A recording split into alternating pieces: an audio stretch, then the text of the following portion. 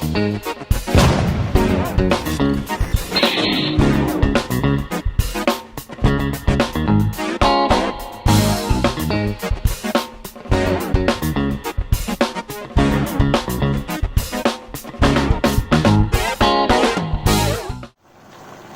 everyone, it's a weird intro. It is New Year's Eve. Dog's soaking wet because the weather's nasty. It was the good lady's birthday yesterday, Mrs. Nat's birthday, so we had sister-in-law, brother-in-law, their two kids. We had a 12-hour change period between the in-laws leaving over Christmas. It's been carnage. So this is stew on the way, and then we'll have a quick look out in the garage. So Nat's stew recipe: braising beef sliced up, chopped up, rolled in flour, salt and pepper, fried off. Whatever veg you can get, throw it all in, lots of it. Chuck in a beer, a decent beer. What did we use?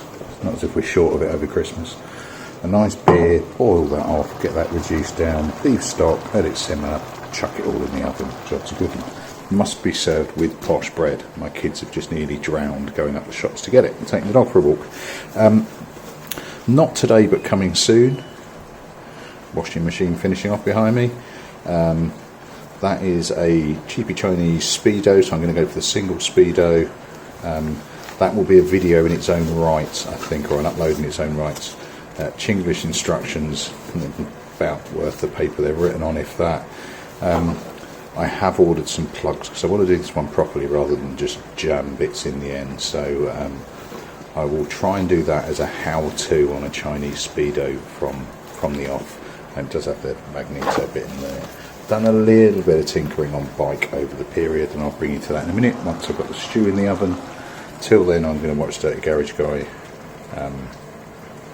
Matt Hudson. It's fucking hilarious. Right, and then we'll go and jump out in the garage. See you in a bit, once I've got the stew on. Nearly forgot. A little bit of dark soy sauce thrown in the top, or tamarind if you have it. Just adds a little bit to it. And then chuck it in the oven for a good couple of hours. On a nice slow cook. Lovely. Right, and there we go. That's it set up for a couple of hours. Let's go and check out the bike. Oh, the oven's minging. And there we go, back in familiar territory of my knacker's yard. And on the 750, what's changed? What's changed now? Now, bearing in mind it's been Crimbo Limbo, bearing in mind it's also my wife's birthday. Not really been able to film, had very little tinker time. But what I have done is found a bodge solution to my number plate issue. And that is a sheet of alley that I've had painted up onto the original bracket that was on. Now, when I had the tail one, the tail unit was dragging on the wheel. I do have a side plate. It's in the house actually, you know, the standard side one. But the issue that I have with those two-fold, I was chatting with Carl from well, used to be Bertie Budget, now Motorcycle Junkie. Great site, check it out. If I can remember, I'll link it at the bottom. He doesn't like them either. And his view is they look a bit afterthoughtish, and I'm with him. I'm completely with him. So it would be, you know, on the low side, probably off the bracket and across. Have I got it out here? No, that would have been like organising.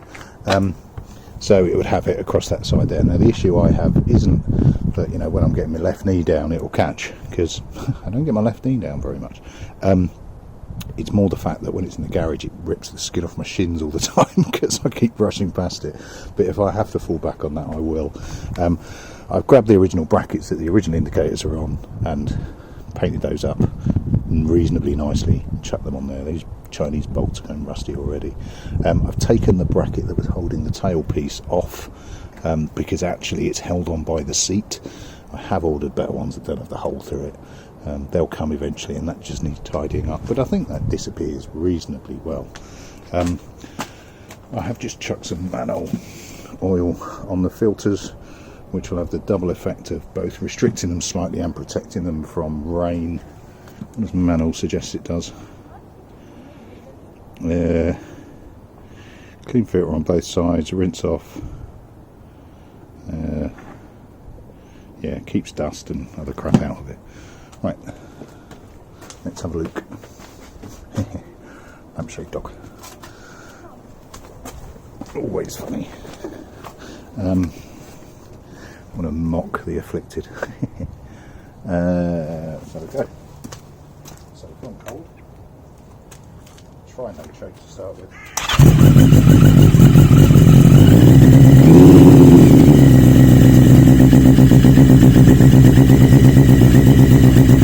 Now that's not bad. What I've also done is put the original carb on it, as I said I would.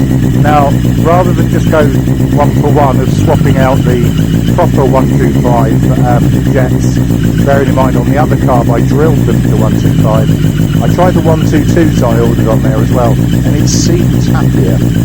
Now, bearing in mind 120 is stock. There isn't a lot of stock left on this, including a 2-to-1 and the AirPods.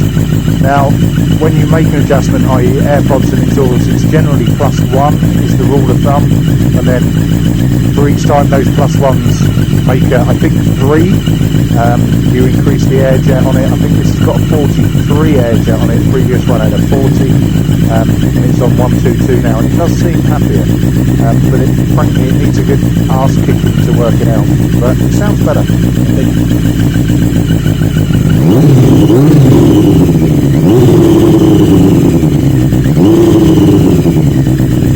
I've got some playing to do with the air fuel screws, but it's reacting a lot better. The revs are dropping better. So let's go.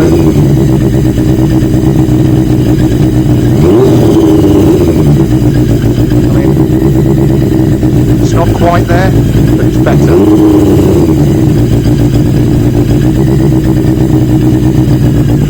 I mean, it's just a happier bike now. Yep. Lots of people on New Year bimbles or pre-New Year bimbles. Yeah, it's just happier. I mean, I'm not in love with the rear light, but it's better. It covers up some of this mess back here. But you know, it's legal. I do have a plate on order that is slightly smaller than norm. I don't have a norm to show you. I've gone for one size smaller, which cuts it about, you know, it's not a legal plate size, but it's so under the legal that I'm hoping nobody gives a shit, frankly. Yeah. So next up is probably going to be reducing this mass.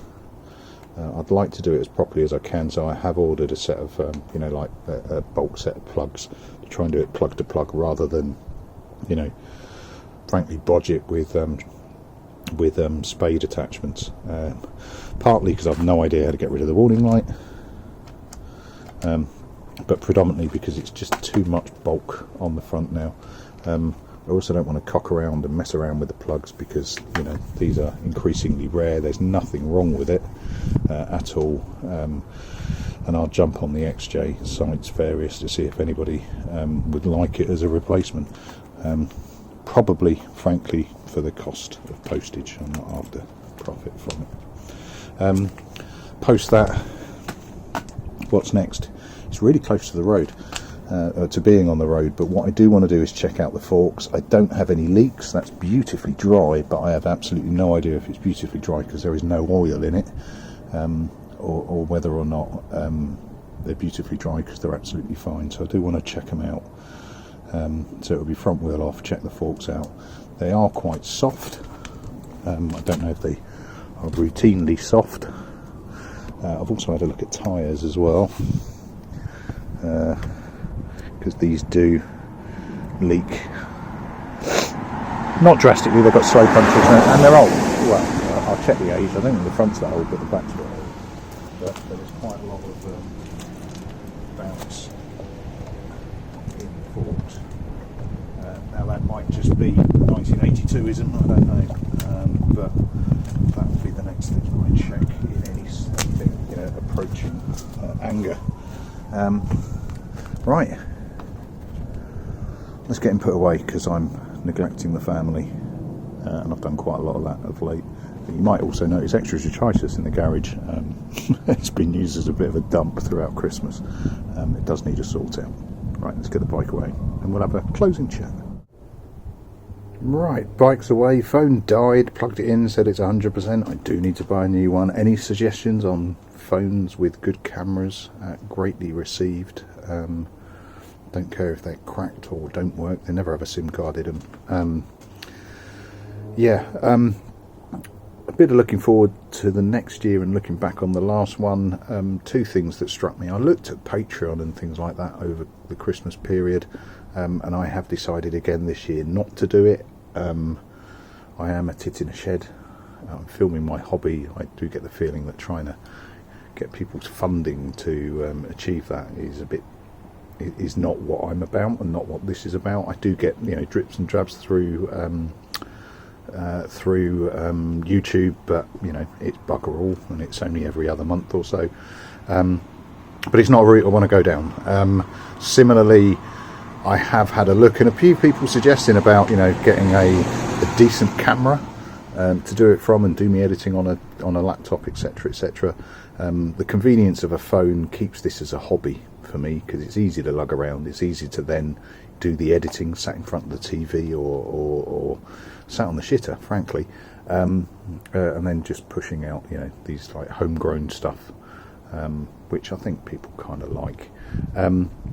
Channel's doing well, could be doing better, but frankly it's not about the channel, it's about the hobby. The channel is an offshoot. Subs have slowed down, but I think that's pretty universal across the board. It's a forgive me dear subscribers, but it's an old man's sport. It's motorbikes. There's not many youngsters that are getting into it, with the odd exception of the young lad down the road. It's a weird old thing.